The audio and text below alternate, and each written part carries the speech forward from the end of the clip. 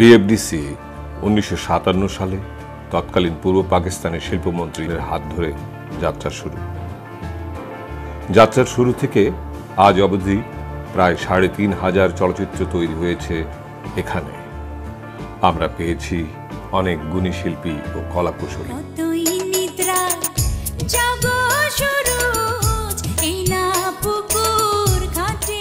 তাঁদেরই একজন চলচ্চিত্র সম্পাদক চিশতি জামাল। চলচ্চিত্র শিল্প যে কোনো দেশের শিল্প সংস্কৃতি বিকাশের অন্যতম প্রধান মাধ্যম। চলচ্চিত্রের মাধ্যমে সব মানবিক অনুভূতি উঠে আসে। 60 থেকে 80 দশক এই সময়টা ছিল আমাদের দেশে চলচ্চিত্রের সোনালী যুগ। এ সময় অনেক কালজয়ী সিনেমা তৈরি হয়েছে। সিনেমার গান সংলাপ মানুষের মুখে মুখে থাকতো। মানুষ সিনেমা নিয়ে গল্প করত, মনে গেঁথে থাকতো অভিনয়। সে সময় সিনেমা প্রেমীদের মধ্যে আমিও একজন। 1972 সালের 5 জানুয়ারি ফেনী জেলার ধলিয়া ইউনিয়ন দৌলতপুর গ্রামের এক সম্ভ্রান্ত মধ্যবিত্ত পরিবার পাইকার বাড়িতে জন্মগ্রহণ করেন।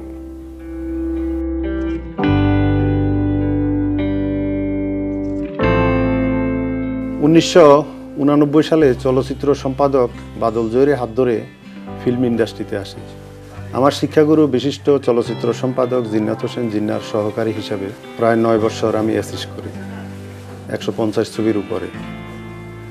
প্রথম দিকের ছবিগুলো দেওয়ান নজরুলের আসমান জমিন, চাষি নজরুলের মিয়া ভাই, অশোক ঘোষের আমার সংসার, আবুল খায়ের বুলবুলের আমি শাহেনশাহ, আহমেদ সাত্তারের দেশ দুশ্মন, শহীদ ইসলাম খোকনের বজ্রমুষ্টি, মালেক আফসারির ক্ষমা, এফআই মানিকের বিস্ফোরণ, সোহানুর রহমান সোহানের আখেরি রাস্তা, মাসুদ পারভেজের ঘেরাও। এ দেহ পিঞ্জিরা যাইব রে ছাড়িয়া। 1997 সাল প্রথম এডিটর বানান শহীদুল ইসলাম খোকন। ছবির নাম নরপিশাচ। এই ছবির প্রযোজক আমার শিক্ষাগুরু জনাব জিন্নাত হোসেন জিন্না। ওই বেহায়া মায়া লোকটারে গুইনা 101টা লাঠির বাড়ি মারতে হইব না, আমি মানি না। এই ছবির আংশিক শুটিং হয়েছিল নেপালে। আমার সেকেন্ড ছবি হলো ভণ্ড। ভণ্ড একটা মাইল ফলক। 41 সালে রিলিজ হয়েছিল, দ্বিতীয় সপ্তাহ 41 সালে রান করেছে।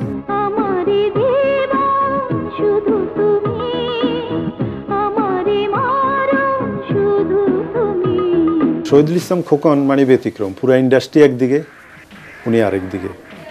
রুবেলকে নিয়ে মার্শাল আর্ট ছবির নিজস্ব গতিময় একটা সাবলীল ধারা তৈরি করছেন।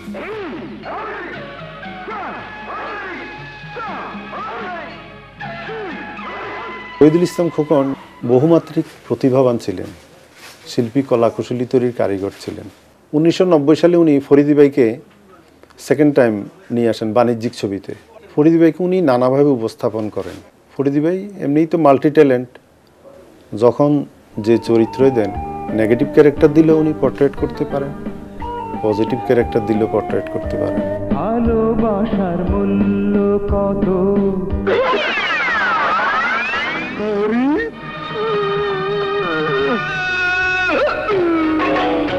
নারায়ণ নারায়ণ নারায়ণ। ও সখিনা ও সখিনা গেছস কিনা ভুল্লাই আমারে। বিষয়বস্তু এবং শিল্পীদের অভিনয় খুব জোর দিতেন। বিষয়বস্তুর পাশাপাশি নির্মাণশৈলীতে উনি সৃজনশীলতা, নান্দনিকতা, নতুনত্ব ছিল। এই জন্য ওনার ছবিগুলো দর্শকের কাছে সমাদৃত হয়েছে। আপনাদের সমাজে ভাষা বোকা, আসলে আমি কিন্তু বোকা নই। আমার বাইরে চাকচিক্য কম, তাই বলে আমি আনস্মার্ট নই।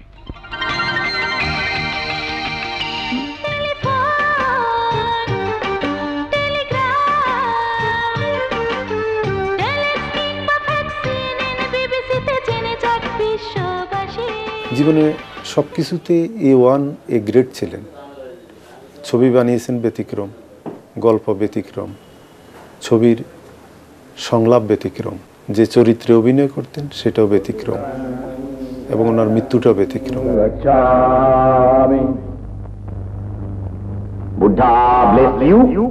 মোটর নিউরন দুরারোগ্য ব্যাধিতে আক্রান্ত। সারা পৃথিবীতে 13 জন রোগীর মধ্যে উনি একজন, যে রোগের কোনো চিকিৎসা নেই, মৃত্যু অবধারিত নিশ্চিত।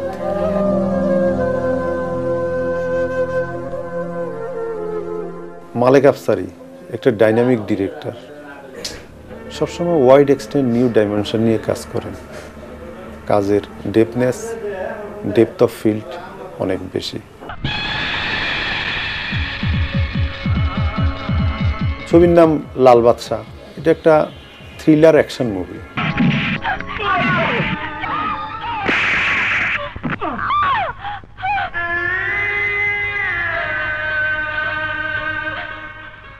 মাস্টার মেকার মালেক আফসারি সবসময় জটিল বিষয় নিয়ে ভাবেন। Suspense story, double character, flashback গল্প, কাল্পনিক চরিত্র, গল্পকে নাটকীয়ভাবে উপস্থাপন, উৎকণ্ঠা উত্তেজনা বিস্ময় সৃষ্টি করা।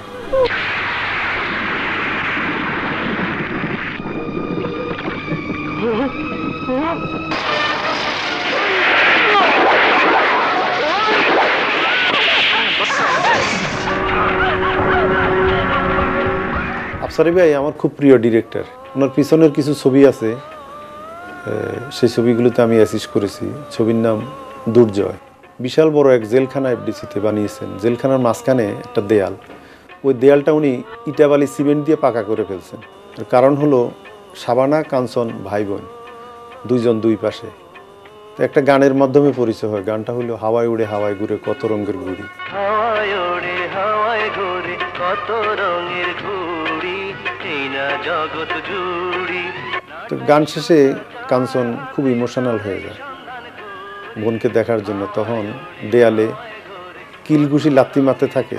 তো এটা যদি হার্ডবোর্ড অথবা কাঠ দিয়ে বানায় তখন এটা লড়বে অথবা ভেঙে পড়বে, সেই জন্য উনি দেয়াল পাকা করে ফেলছেন। তো এটা যে বাইরের প্রোডাকশনে করেছেন ঠিক তা না, ওনার নিজের প্রোডাকশনে উনি কোনো ছাড় দেন না। যেমন ছবির নাম ঘৃণা। এই ছবি দেখে পরিচালক শহীদুল ইসলাম খোকন বলছিলেন যে বাংলাদেশ ফিল্ম মেকিংয়ের একটা ডিকশনারি। এই ছবিতে রেল লাইনের একটা বিষয় আছে, একটা রেল স্টেশন বানিয়ে ফেলছেন এফডিসিতে।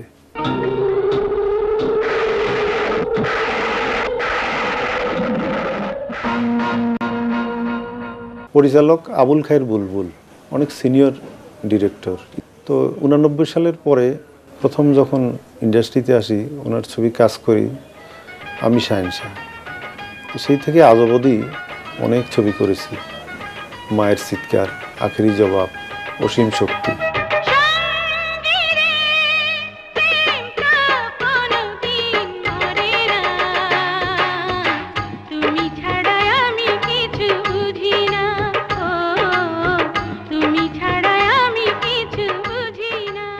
ছবির নাম আমার প্রাণের স্বামী, পরিচালক পিএ কাজল।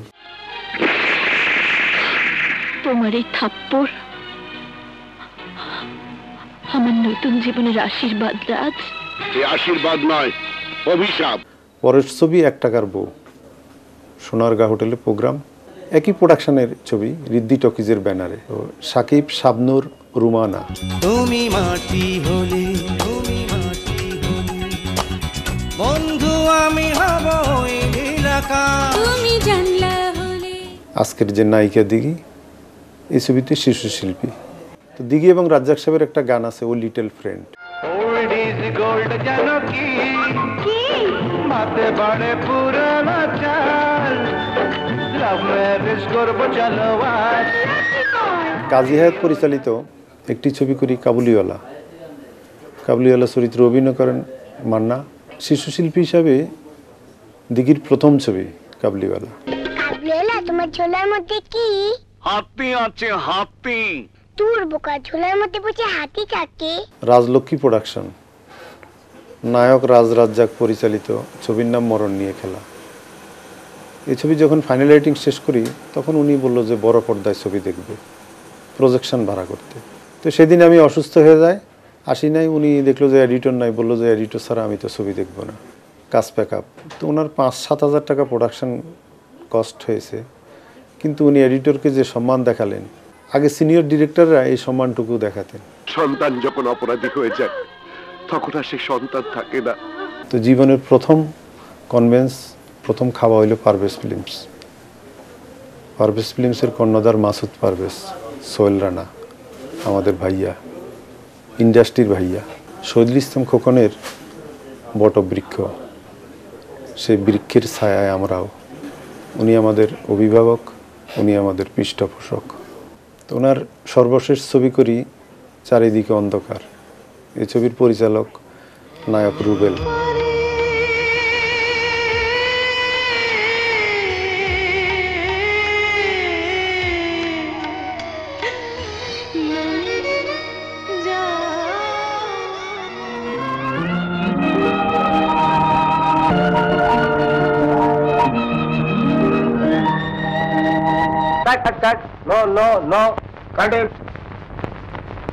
না না ম্যানুয়ালি পিস ঠিক হলো না, সেতারের সঙ্গে ঠিক করে বাজান।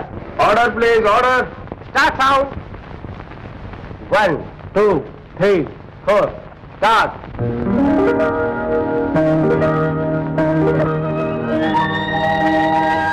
তুমি সাত সাগরের পার হতে আমার ডেকেছ, আর মন ভ্রমরের কাজল পাখায় ছবি এঁকেছ। আমাদের চলচ্চিত্র প্রাচীন কারিগরি মান তেমন উন্নত ছিল না। এফডিসিতে সেট বানিয়ে বা আউটডোরে শিল্পীদের অভিনীত দৃশ্যাবলী 35 মিলিমিটার সাদা কালো সেলুলয়েড ফিল্মে মিচেল ও এরি ক্যামেরায় শুটিং করা হয়। এই শুটিংয়ের পর ফিল্ম প্রসেসিং মেশিনে পরিস্ফুটন ও মুদ্রণ করা হয় ল্যাবে। পাশাপাশি লুপ বা রক অ্যান্ড রোল সিস্টেমে ডাবিং করে শব্দ গ্রহণ করা হয়।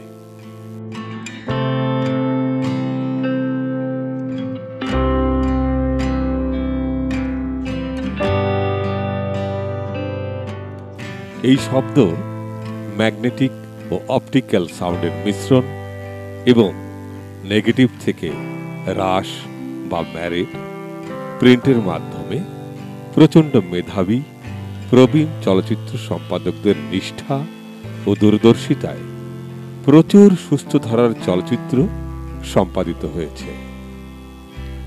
এভাবেই পরিপূর্ণতা লাভ করে এদেশের চলচ্চিত্র সম্পাদনার ধারাটি। সেই ধারায় অ্যানালগ যুগ পেরিয়ে আজকের ডিজিটাল যুগে এসেও সক্রিয় আছে চলচ্চিত্রের সম্পাদনার সৃজনশীল অধ্যায়। এই প্রথম একটি মুখ দেখে লাগলো এমন চেনা, যেন পূর্বের কোনো জন্মে ছিল প্রেমের পাওনা দেনা। আমার নাম ছিল জামাল উদ্দিন, চিশতি জামাল নামটা দেন আমার বন্ধু পরিচালক শেখ শামীম।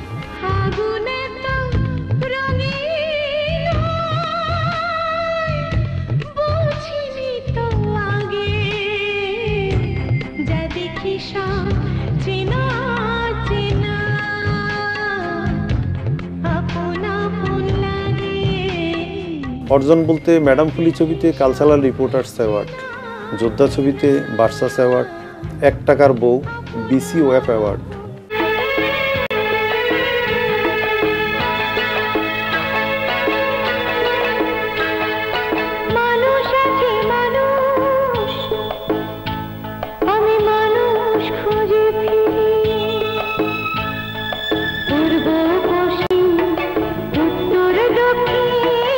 আগে ডিরেক্টরদের প্রাতিষ্ঠানিক শিক্ষারও অত ব্যবস্থা ছিল না, প্রযুক্তিও অত আধুনিক ছিল না। তারপরও পরিচালকদের প্রজ্ঞা, জ্ঞান, ধ্যান ধারণা, জগৎ সমাজ, সামাজিক মূল্যবোধ, স্রষ্টার সঙ্গে সৃষ্টির সম্পর্ক, জগতের সঙ্গে জীবনের সম্পর্ক, জীবনকে দেখার ক্ষমতা ছিল অনেক গভীর।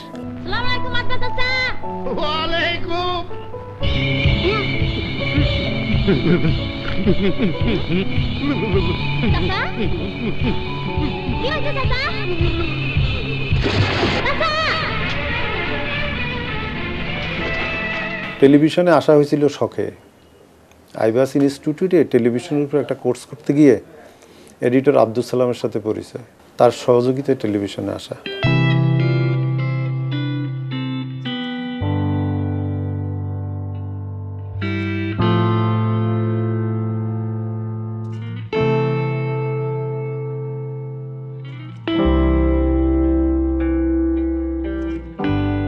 আপনি কি বলছেন?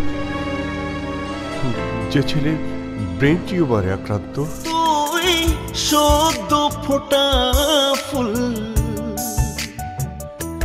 তোর রেশমি কালো চুল, ও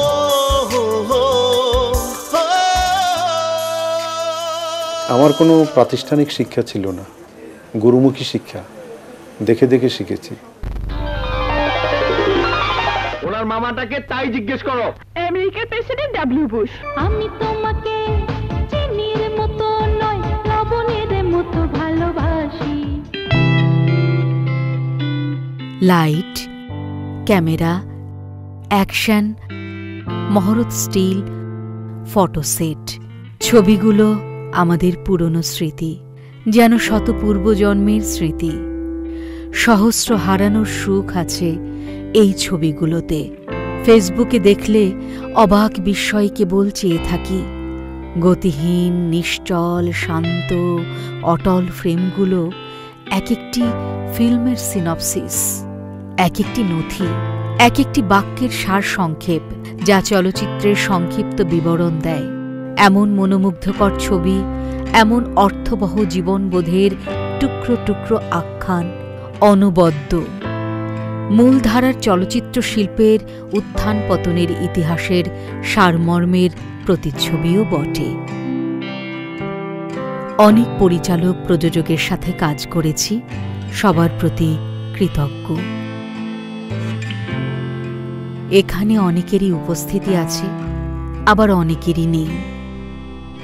কেউ কেউ আবার আমাদের ছেড়ে চলেও গেছেন। সবার প্রতি রইল শ্রদ্ধা ও ভালোবাসা।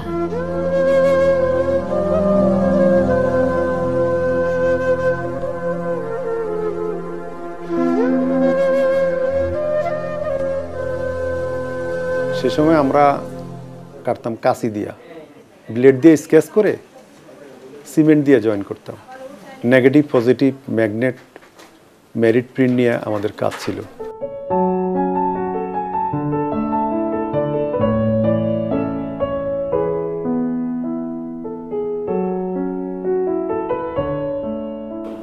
এই ডিজিটাল যুগে যে কেউ সফটওয়্যার ব্যবহার করে একজন সম্পাদক হতে পারেন, কিন্তু আমরা জানি একটা সিনেমা পূর্ণাঙ্গ প্রাণ পায় সম্পাদনার টেবিলে।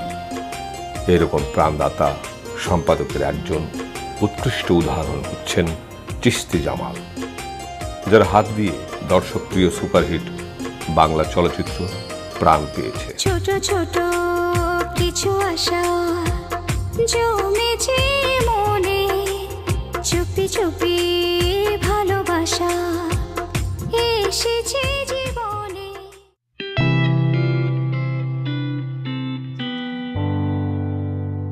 সিনেমা ছিল স্বপ্ন দেখার মতো, অন্ধকার ভোরে আলো, যেন ঘুমের ঘোরে অদ্ভুত এক জগৎ, যার শুরু এবং থামিয়ে দেয়া আমার হাতে নয়, সামনে পেছনে নেওয়া যাবে না।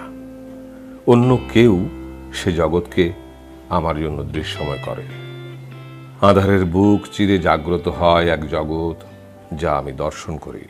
ফুলের মালা পরিয়ে দিলে আমায় আপন হাতে। স্কুল জীবনে সিনেমা দেখার স্মৃতি অনেক। প্রথম ছবি দেখেছিলাম ঘর সংসার, তেমন কিছু মনে নেই। রাজ্জাক সাহেব বিড়ি খেয়ে বাবার মুখে ফুসাললো, এটুকু মনে আছে। 1 কেজি চাউল বিক্রি করে একটা ছবি দেখতাম, তাও 3rd ক্লাস। ছবির নাম চন্দনদ্বীপের রাজকন্যা। আইলো দারুণ ফাগুন রে, লাগলো মনে আগুন রে, একটা গান আছে। ছবিটা ফাগুন মাসে রিলিজ হয়েছিল। তো 6টা থেকে 9টা ছবিটা দেখলাম, দেখেই আবার 9টা থেকে 12টার টিকিট করলাম ওই একটা গান দেখার জন্য।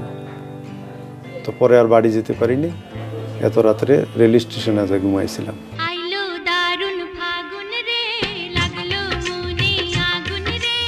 ছবির নাম সবুজ সাথী এবং ছুটির ঘন্টা, এই 2টা ছবি দেখে আমি হলের মধ্যে কাঁদছি।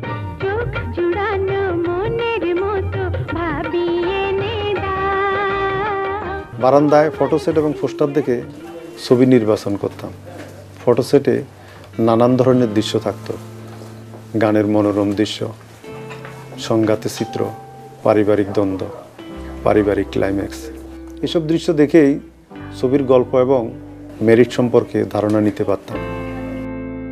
নতুন ছবি আসলে রাতে ঘুম নেই, কখন সকাল হবে।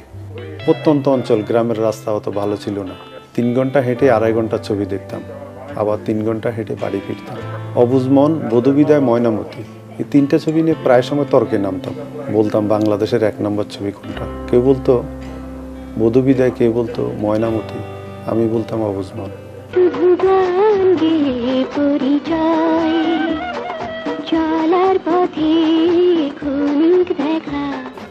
আমার ওই সেজবোন জরিনা আপু, উনি একটা আমাকে রেডিও কিনে দেন। তো সেই রেডিওতে আমি সিনেমার বিজ্ঞাপন শুনতাম। তো রেডিওতে যখন টেকনিশিয়ানদের নাম বলতো, সম্পাদনা, চিত্রগ্রহণ, সঙ্গীত, তো নিজেও ভাবতাম যে আমি যখন এফডিসি ঢুকবো আমার নামটাও এরকম বলবে। আমি যখন প্রথম নরফিসার ছবিতে এডিটর হই, তখন আমাকে চিত্রালীর ফটো সাংবাদিক বেলাল ভাই ইন্টারভিউর জন্য ডাকেন। তো ইন্টারভিউর ফার্স্ট ক্যাপশনটাই ছিল, ফিল্মে আসাটাই ছিল আসল উদ্দেশ্য। এরপরে ম্যাডাম ফুলি ছবিতে খোকন ভাই একটা পাবলিসিটি করেন ইত্তেফাকে। তারপর বিভিন্ন পত্রপত্রিকায় যখন সাক্ষাৎকার যায়, রেডিওতে নাম বলে, তখন আমি আমার সেই স্কুল জীবনের স্মৃতি, আমার যে স্বপ্ন, সেই স্বপ্নের সাথে আমি বাস্তবে এসে কেরিয়ারের সাথে অনেক মিল পেয়েছি। স্কুল জীবনের সবচেয়ে বেশি সময় ব্যয় করেছি সিনেমার পিছনে। বাজারে বইগুলো রেখে যাওয়ার সময় সেনাপতি নামে এক টিচার ছিলেন, ওনার হাতে ধরা খেয়ে যেতাম। তো ওনার হাতে মায়ের খেতে খেতে শরীরের চামড়াটা গন্ডারের চামড়া বানিয়ে ফেলছে।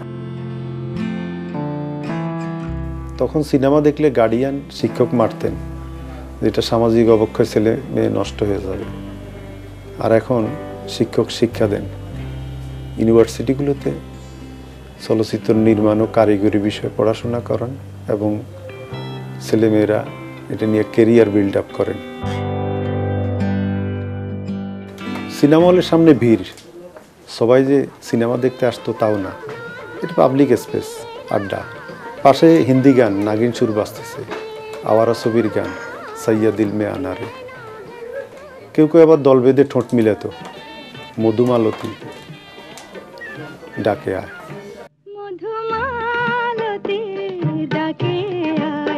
ইট পাথরের শহর, যান্ত্রিক জীবন, আমি নিজেও যন্ত্র হয়ে গেছি। আমি ভুলে গেছি আমার সেই স্কুল জীবনের স্মৃতি, আমার শৈশব এবং কৈশোরের স্মৃতি।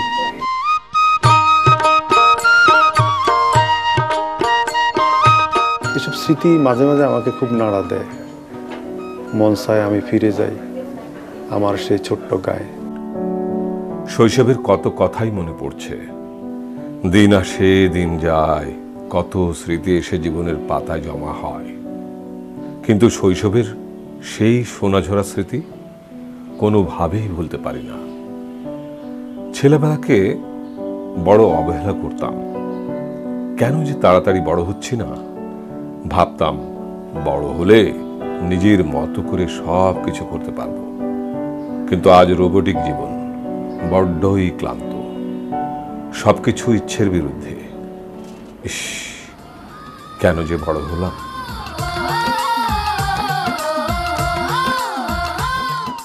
রবীন্দ্রনাথের সোনার তরী কবিতার মতো চিশতি জামাল একদিন শূন্য নদীর তীরে ঠেকেই রয়ে যাবেন, কিন্তু তার কর্ম, তার সম্পাদিত চলচ্চিত্র ঠিক বয়ে চলবে কালের তরীতে, বয়ে যাবে বাংলা চলচ্চিত্রের ইতিহাসে।